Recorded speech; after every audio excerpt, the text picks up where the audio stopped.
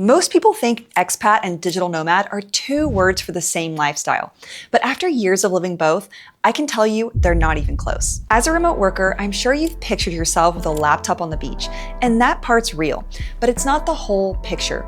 There are two very different paths to moving abroad, and each one gives you a different version of adventure and change with its own trade-offs. So in this video, I'm going to show you the difference between being a digital nomad and an expat, why I went from one to the other and back again, and how to figure out which one is right for you. The first thing to understand is that this decision happens before you leave, and it decides where you can go and how long you can stay.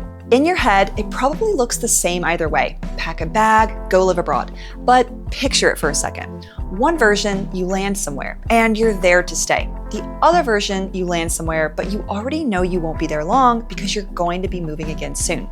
It's important to get clear about what you're picturing this move to be, because one of these paths is built around structure and the other is built around not having any. As a digital nomad, you're not applying for a long-term visa anywhere, which means you're actually required to keep moving. Quick note, if you've heard of a digital nomad visa, despite the name, it's actually a long-stay visa tied to one country. So it's really about staying, not moving around.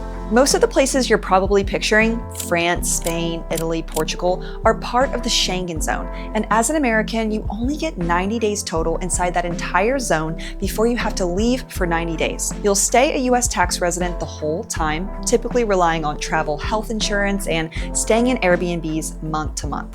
As an expat, you're choosing the opposite. Before you even leave the US, you need to apply for a long-term visa tied to one country, renewed annually. You can still travel around Europe on weekends and holidays, but you'll have one home base. You'll also be required to file taxes in your new country, and the commitment goes beyond paperwork. You'll be taking on a long-term lease, signing up for local healthcare, and building a routine in one place. The choice between becoming an expat and a digital nomad isn't just a lifestyle decision, it's a structural one. And it's one you have to make before you ever leave. So now that you know what each path demands, let's look at how that digital nomad fantasy lives up to the hype. I started my life abroad as an expat, and I was happy with that for 7 years. But at some point, I started wanting more adventure, more exploration. I had a remote job, I could work from anywhere, so I thought, why am I not seeing more of the world? So I sold or gave away almost everything in my apartment, packed myself into 2 suitcases, and got on a plane. For 2 years, I moved constantly. I visited many countries, experienced different cultures, and met lots of people.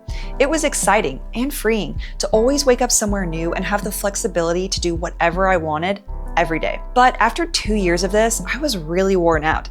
I was tired of living out of a suitcase, and there were a lot of things I missed about having a more stable life. That was my experience, but the highs and lows of that lifestyle aren't unique to me. Living life as a digital nomad can be exciting. No 2 days look the same, and there's a kind of aliveness to it, waking up somewhere unfamiliar and just figuring it out. For a lot of people, that's the whole appeal, not being tied down. No long-term plan, just deciding what's next whenever you feel like it. But it comes with a real cost too. Living out of a suitcase for months at a time wears on you. Your environment is always changing, so nothing feels familiar. You're often thinking about where you're going next instead of actually being where you are. And it can get lonely since it's hard to build lasting relationships when you're never anywhere long enough for them to grow. Work gets harder too. Different Wi-Fi, different desk, or no desk at all. It's tough to stay focused when nothing about your setup stays the same. That's the trade-off with the digital nomad life. Real freedom and exploration at the cost of consistency and routine. So that's one path, but there's another option out there that still allows you to go abroad and offers a completely different lifestyle. After years of living as a digital nomad, I had had enough. I wasn't interested in prioritizing exploration and new experiences anymore. What I actually wanted was to feel settled in one place. I wasn't 100% sure about where I wanted to go, but I gambled on France.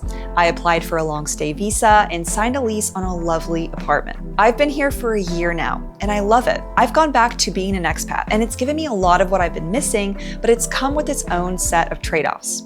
There's a real upside to choosing one place. You're able to build relationships, have a consistent routine, and start to feel at home somewhere. You still get to travel, weekends in Italy, a trip to Greece, but you're keeping a home base instead of constantly starting over. But it comes with its own downsides. You're dealing with bureaucracy, taxes, visa renewals, and depending on where you go, you might be facing a lot of pressure to learn a new language. And there's no escaping the hard parts either. If the winter's rough where you live, you're there for it. You don't get to just pack up and go somewhere sunnier the way you could as a digital nomad. That's the trade-off with expat life, real stability and connection at the cost of freedom to just pick up and go. So, now you know what it's like to live as a digital nomad and what it's like to live as an expat. The next step is figuring out which one is right for you. My friend Alicia always wanted to move abroad, and she had a remote job that could support it. Finally, she and her boyfriend packed up and took the leap. And now they're traveling from country to country with their little dog, trying new foods, spending time in different digital nomad communities, and genuinely having a great time. What's working for Alicia right now wouldn't work for me, despite it being an amazing option. When deciding which path is right for you, it really comes down to reflecting on the kind of life you're trying to build right now. Think about your relationships. Are you looking to build something long-term, or are you okay with things staying more casual for a while? Think about your work. Do you need a consistent setup to focus, or can you get things done from anywhere? And think about how you handle change. Some people can build a routine no matter where they are. Other people need more stability to feel comfortable. It's worth noting, you can still have variety as an expat, weekend trips, new experiences, and you can still have consistency as a digital nomad, your own routines, your own rituals, wherever you are. Neither path locks you into only one thing, but each one naturally leans a certain way, and it's important to think through what type of lifestyle you're wanting to live right now. So now that you know the difference between living life as an expat and digital nomad and have a better sense of which one is right for you, watch this video next to find out what I wish I'd known before I made the move.